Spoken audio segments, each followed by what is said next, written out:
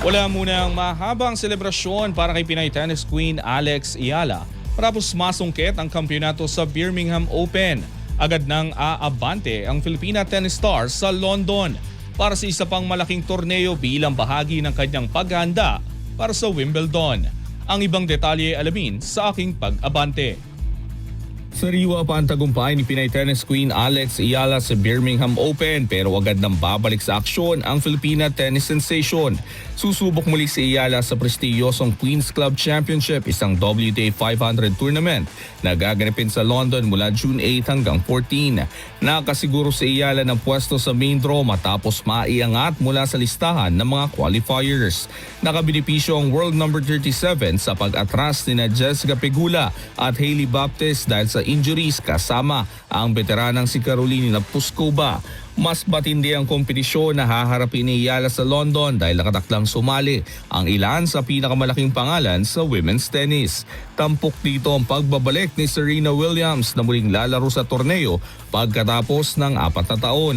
Dadalhin ni Ayala sa Queen's Club ang momentum mula sa kanyang kamakailang tagumpay sa Birmingham.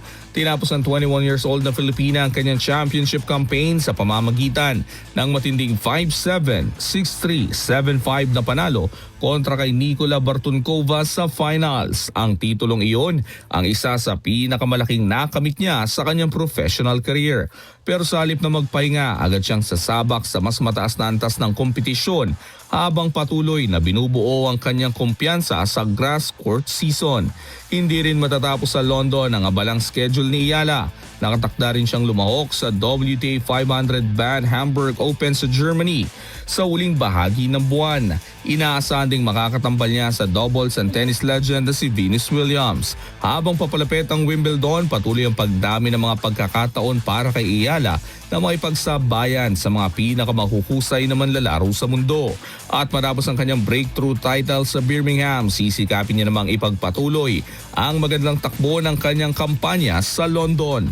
Ako si Sus Valdez. Abante!